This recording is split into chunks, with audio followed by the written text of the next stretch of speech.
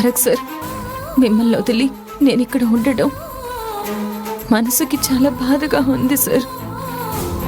మిమ్మల్ని కంటికి రెప్పలా చూసుకునే బాధ్యత నాది కదా.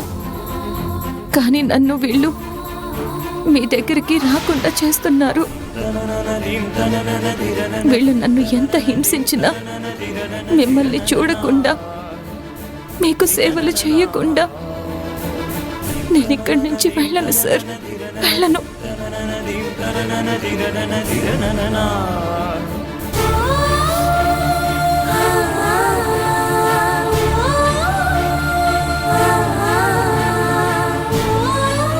అమ్మా నీలవేణి, ఏంటన్నా? భోంచేయమ్మా.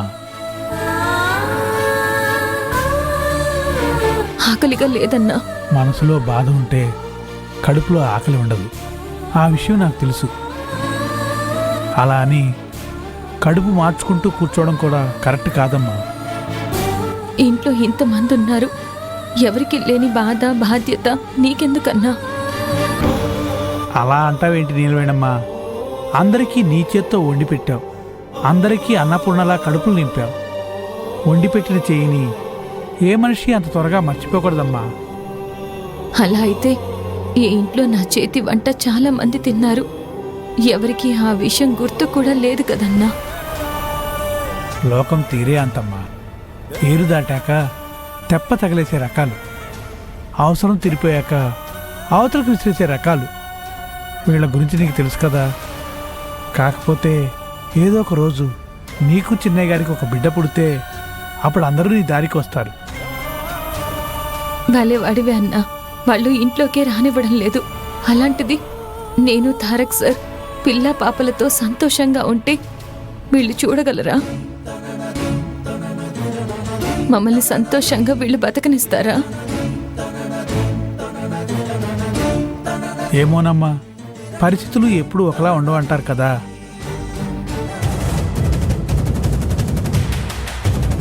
ఏమో, నీకు బిడ్డ పుట్టిన తర్వాత ఈ ఇంటి మనుషులు మారతారేమో.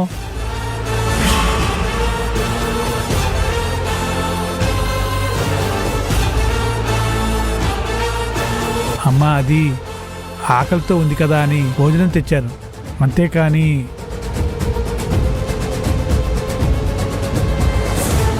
నీలవేణి, నువ్వు లోపలికి రావచ్చు.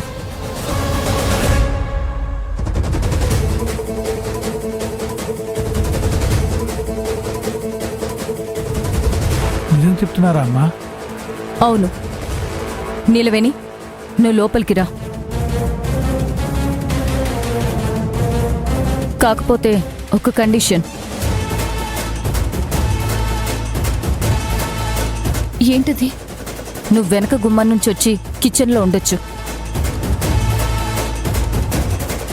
కిచెన్లో నువ్వు కావాల్సింది వండుకోవచ్చు, తినొచ్చు. అంతేకాని ఎట్టి పరిస్థితుల్లోనూ కిచెన్ దాటి బయటికి రాకూడదు. కిచెన్లో మాత్రమే ఎందుకు ఉండాలి? చూడు, లోపలికి రావడానికి అవకాశం ఇచ్చాను, ఆనందపడు. అంతేకాని ఇలా అధిక ప్రసంగం పెట్టొద్దు.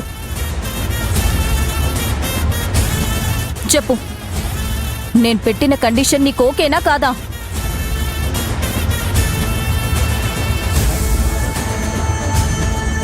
అమ్మా, నీలవేణమ్మకి ఎందుకు ఇష్టం ఉండదు చెప్పండి. ఏదో విధంగా లోపలికి రానిస్తున్నారు, అదే 10,000. మీరు వెళ్ళండి అమ్మా, నేను వెనకాల డోర్ నుంచి నీలవేణమ్మని తీసుకొస్తాను. నీలవేణి, గుర్తు పెట్టుకో, కిచెన్ దాటి బయటికి రాకూడదు, అర్థమైందా? కుకుటేష్, తారక్ కళ్ళు తెరిచాడు, వచ్చి ఫ్రెషప్ చేయి. అలాగే అమ్మా.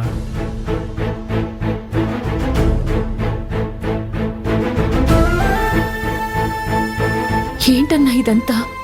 అమ్మా, లోపలికి వెళ్ళడానికి నీకు ఒక దారి దొరికింది కదా, ముందు మనకది ముఖ్యం. నిన్ను తారక్ సార్ని దూరంగా ఉంచడానికి ఏదో ప్రయత్నం చేస్తున్నట్టున్నారు.